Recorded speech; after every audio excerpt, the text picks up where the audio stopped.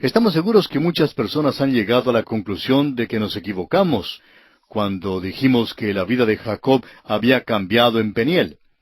Llegó al vado de Jaboc y disfrutó de esa experiencia maravillosa allí, pero no observamos tanto cambio en su vida en el capítulo 34.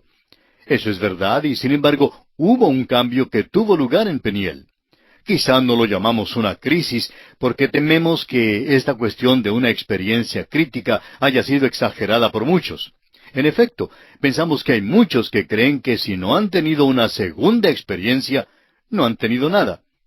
Bueno, el hecho es que eso simplemente no es verdad. Hay quienes han gozado de una experiencia crítica que es maravillosa. Dwight L. Moody, por ejemplo, disfrutó de una. Estamos seguros que muchos de nosotros podemos mirar atrás en nuestras vidas a una experiencia así. Sin embargo, hay muchos que no han tenido tal experiencia y que nunca hacen mención de una crisis como una cosa de importancia en sus vidas. Cuando Jacob vino a Peniel, una cosa grande le ocurrió. Y al estudiar el capítulo 35 vamos a mencionarla. Desde el principio de la vida de Jacob hasta su llegada a Peniel, lo que dominaba su vida era la exaltación del yo, la afirmación de la carne. Lo que realmente sucedió en Peniel fue el descenso del yo. Se desinfló como un neumático. Le había inflado como un balón toda la vida hasta cuando llegó a Peniel. Pero allí el Señor punzó el balón y se desinfló a la nada. El problema era que no había fe en la vida. Esto se evidencia al leer el capítulo 34. Muchos expositores han dicho que Jacob cometió un error grande y que fue cosa trágica detenerse en Salem. Debemos decir que estamos de acuerdo con esto en parte. Pero tenemos una pregunta que hacer. ¿Estaba listo Jacob para su experiencia en Betel? ¿Estaba listo para las experiencias que Dios le iba a dar? Creemos que no estaba nada listo todavía. Ese hombre tenía la costumbre de andar en la carne. Era su modo de vivir, y experimentó una caída, por cierto, una desinflada verdadera de su yo. Pero el capítulo 34 indica que todavía no andaba por la fe. No tenía la fe para seguir hasta Betel. Las cosas trágicas que pasaron en su vida después que se detuvo en Salem revelan que este hombre realmente no era un dirigente en su propia familia. No tomó el lugar debido. No era muy espiritual de ningún modo, y era un trabajo difícil criar a 12 muchachos. Requería un hombre de tipo espiritual para controlarlos, y Jacob no estaba preparado para hacerlo. Sin embargo, después de este evento trágico, Jacob empieza a ver la mano de Dios obrando en su vida.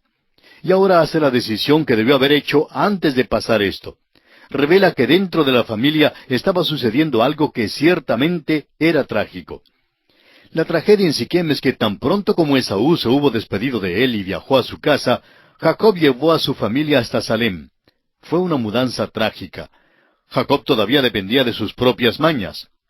Allí, Dina, su hija, fue violada, y Simeón y Leví, sus hermanos, por parte de padre y madre, fueron a la ciudad de Siquem, a la casa del príncipe que fue responsable por el pecado. Aunque quiso casarse con ella, le asesinaron. Los hijos de Jacob cometieron una matanza que haría parecer cosa mínima el tiroteo de una pandilla en las grandes calles de nuestras ciudades hoy en día. Al llegar a la casa para contárselo a Jacob, él dice que le han hecho abominable a los moradores de la tierra. El hecho es que él no estaba nada listo para Betel. La pregunta es, ¿a dónde más iría? Tenía manadas y rebaños y había buen pasto en Salem. Pero ahora no se puede quedar allí. Lo que el hombre sembrare, amigo oyente, eso también segará. Hay una nota de tristeza en este capítulo. Jacob regresa a Betel. Raquel muere en Belén e Isaac muere en Hebrón. Leamos ahora los primeros 2 versículos de este capítulo 35 de Génesis. Dijo Dios a Jacob, levántate y sube a Betel y quédate allí, y haz allí un altar al Dios que te apareció cuando huías de tu hermano Esaú.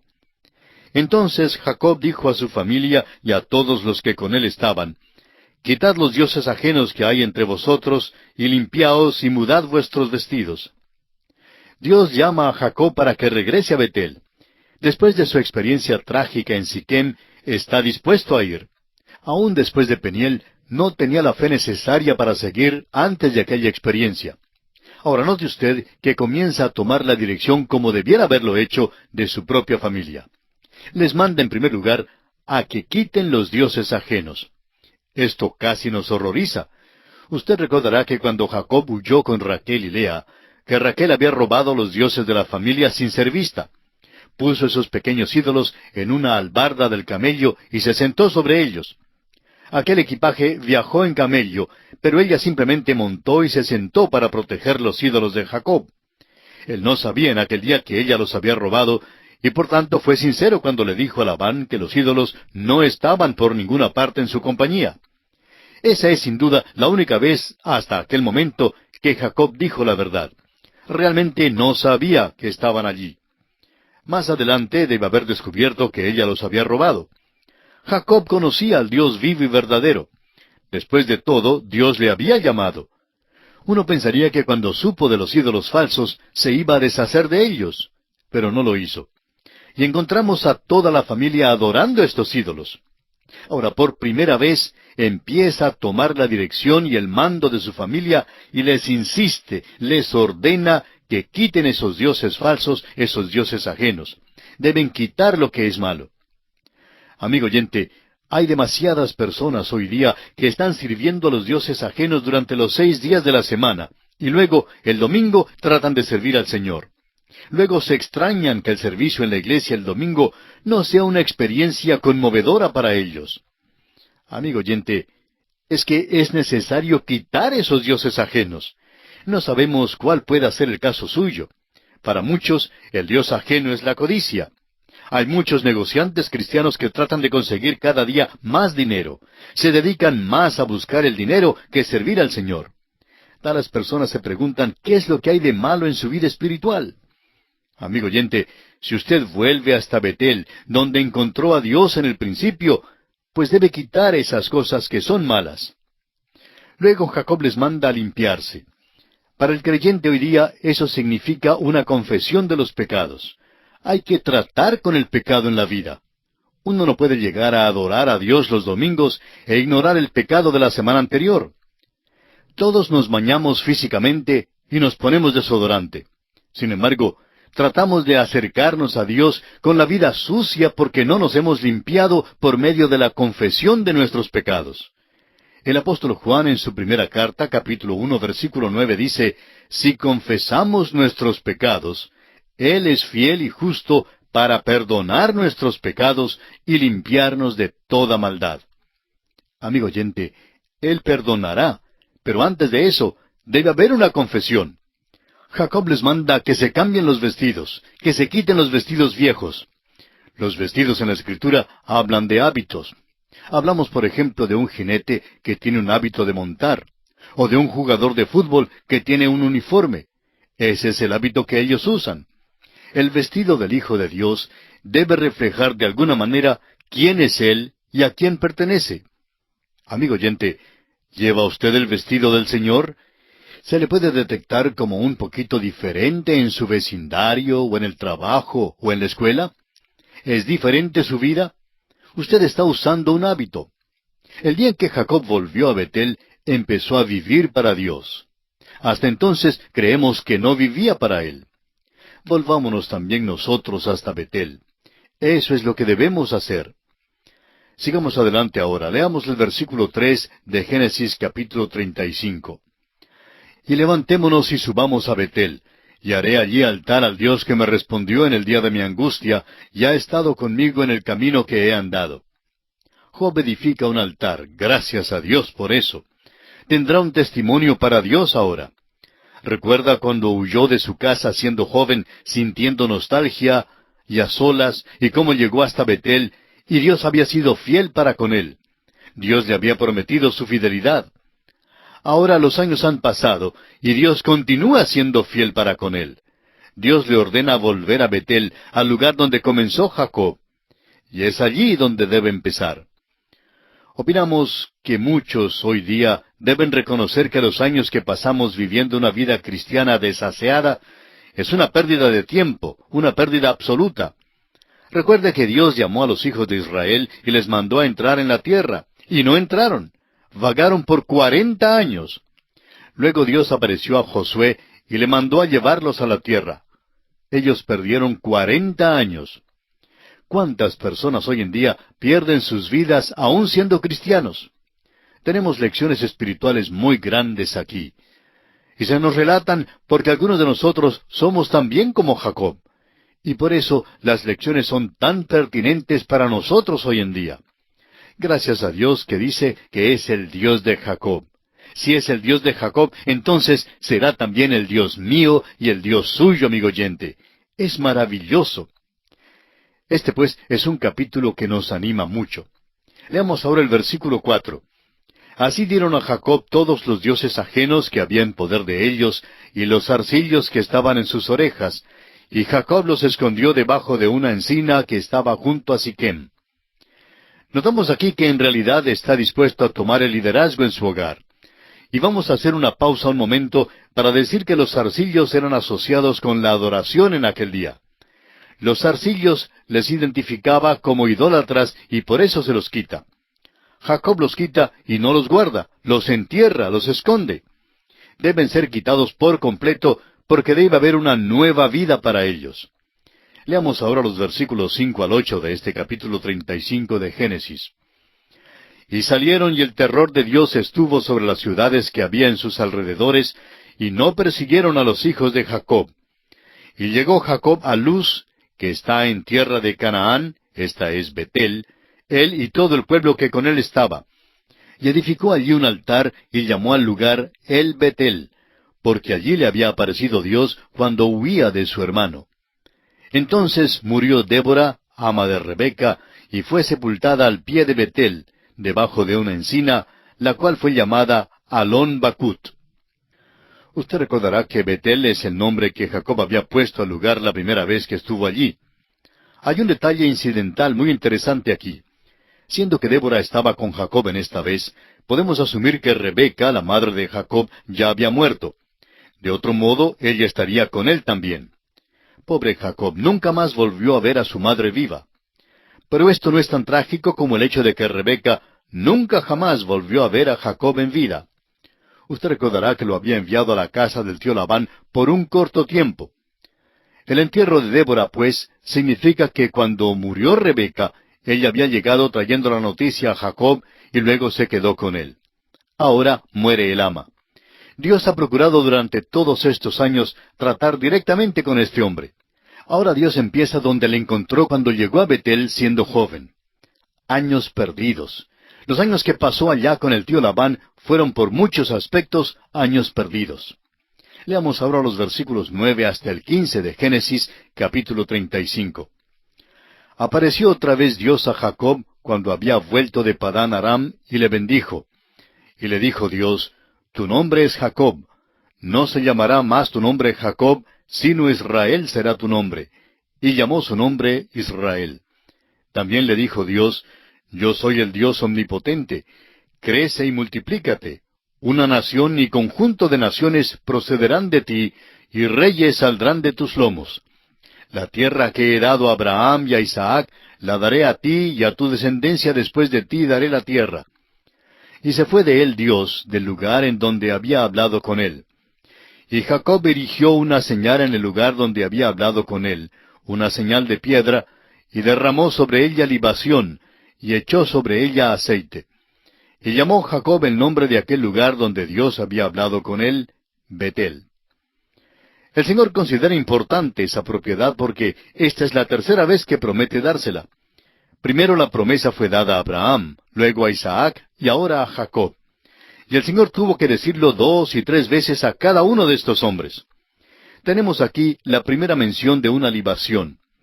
Hay 5 ofrendas descritas en el libro de Levítico, pero ninguna de ellas es una libación. En efecto, no se da ninguna instrucción en cuanto a ella. La libación simplemente se derramaba sobre las ofrendas y subía en humo. Tiene una significación maravillosa para el creyente hoy en día.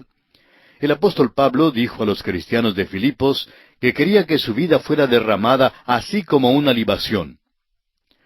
Ahora los versículos 16 hasta el 20 dicen, después partieron de Betel, y había aún como media legua de tierra para llegar a Efrata, cuando dio a luz Raquel, y hubo trabajo en su parto. Y aconteció, como había trabajo en su parto, que le dijo la partera, no temas, que también tendrás este hijo. Y aconteció que al salírsele el alma, pues murió, llamó su nombre Benoni, mas su padre lo llamó Benjamín. Así murió Raquel, y fue sepultada en el camino de Efrata, la cual es Belén. Y levantó Jacob un pilar sobre su sepultura. Esta es la señal de la sepultura de Raquel hasta hoy. Raquel ahora tiene su segundo hijo. Recordamos a Belén porque allí es donde nació Jesús. Y Jacob recordó a Belén porque fue allí que su bella y amada Raquel murió. El amor que Jacob tuvo para con Raquel es una cosa admirable en su vida antes de Peniel. Jacob nunca se olvidó de ella. Más adelante en Egipto, siendo viejo, se acordó de Belén. Cuando Raquel estuvo a punto de morir, llamó al nené que causó su muerte Benoni, que significa hijo de mi tristeza. Cuando Jacob vio al niño, le puso el nombre de Benjamín, que quiere decir hijo de la mano derecha. Raquel es sepultada en Belén.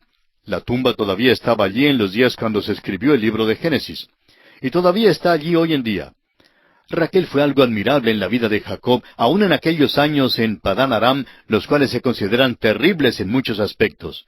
Hay tanta evidencia del yo, de la carne, pero sin duda amaba a Raquel. Estaba dispuesto a hacer cualquier cosa por ella.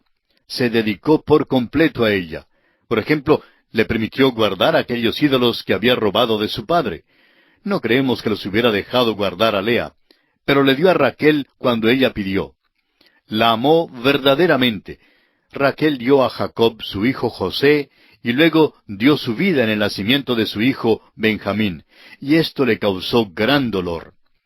Por otra parte, los otros 10 muchachos no le causaron gozo de ninguna manera. Dios hizo recordar a Jacob cada día y durante las 24 horas del día que es pecado tener más de una esposa. No necesitaba a las dos. Este no es el método de Dios. Dios siempre vence y hace que las cosas ayuden a bien. Pero esto todavía no significa que Dios aprobara la pluralidad del matrimonio. Los hechos indican que no la aprobó. Jacob amaba a José y a Benjamín, y francamente los otros muchachos sintieron celos por causa de ellos. No debió haber manifestado tal parcialidad para con José, porque él mismo había experimentado los resultados de la parcialidad en su propio hogar. Él fue a quien su padre apartó con la mano y supo la dificultad que había resultado de eso. Debió, pues, haberse dado cuenta de eso y no practicar la parcialidad. Sin embargo, lo hizo. No tratamos de defender a Jacob, pero simpatizamos con él. Después de todo, al morir Raquel, llama al pequeñito Benoni, hijo de su tristeza. Creemos que Jacob se pondría de acuerdo de que era el hijo de la tristeza de Raquel. Y cuando miró al niñito, suponemos que notó que se parecía a Raquel. Probablemente tenía los ojos de ella y le hizo recordar a Raquel. Así pues, Jacob pensaba que no podía llamarlo hijo de la tristeza. Probablemente pensó, no es el hijo de la tristeza mía. En efecto, es el único en que puedo apoyarme ahora. Es el hijo de la mano derecha, mi bastón, mi cayado. Así pues, me apoyaré en él. Y por eso procedió a llamarle hijo de la mano derecha. Es importante reconocerlo porque esto es parte de la gran tristeza por la cual Jacob tendrá que pasar más adelante en su vida. Todo esto está en torno al hecho de que Dios no aprobó la pluralidad del matrimonio de Jacob ni de su parcialidad. Dios no aprueba lo que es malo en nuestras vidas, amigo oyente. Creemos a veces que podemos salirnos con la nuestra, pero en realidad no logramos hacerlo. Jacob no pudo salirse con la suya. Su amada Raquel ya ha partido y es sepultada en Belén. Leamos ahora los versículos 21 y 22 de Génesis capítulo 35. Y salió Israel y plantó su tienda más allá de Migdal-edar. Aconteció que cuando moraba Israel en aquella tierra, fue Rubén y durmió con Bilha, la concubina de su padre, lo cual llegó a saber Israel. Ahora bien, los hijos de Israel fueron 12. Se nota aquí el pecado de Rubén, lo cual causó que él perdiera su puesto de primogénito. Cristo pudo haber venido de Rubén si no hubiera sido por este pecado. Ahora, los versículos 23 al 26 nos nombran los demás hijos de Jacob y sus madres. Y siendo que ya los hemos mencionado anteriormente, no vamos a mencionarlos más. Leamos ahora los versículos finales, 27 al 29 de este capítulo 35 de Génesis. Después vino Jacob a Isaac su padre, a Mamre, a la ciudad de Arba, que es Hebrón, donde habitaron Abraham e Isaac. Y fueron los días de Isaac 180 años. Y exhaló Isaac el espíritu y murió, y fue recogido a su pueblo, viejo y lleno de días, y lo sepultaron Esaú y Jacob sus hijos. Creemos que esta es la última vez que Jacob y Esaú se encontraron. Vinieron para sepultar a su padre. Y solo se nos da una breve palabra aquí en cuanto a la muerte de Isaac. Su nacimiento ocupa un lugar sobresaliente en Génesis, pero su muerte casi se pasa por alto. Este hombre fue como Cristo en su nacimiento, pero no lo fue así en su muerte. Este capítulo sobresale por la muerte. Primero, tenemos la muerte de Débora, la sierva de Rebeca, y esto nos sugiere la muerte de Rebeca misma. Luego, la muerte de la amada Raquel. Finalmente, el capítulo termina con la muerte de Isaac. Y ahora, antes de dejar este capítulo, quisiéramos decir algo más en cuanto a la libación. Las instrucciones para la libación se encuentran en el libro de Números, capítulo 15, versículos 4 al 12. Ya dijimos que Pablo hace referencia a ella y cómo es que era derramada sobre las otras ofrendas y que subía en humo.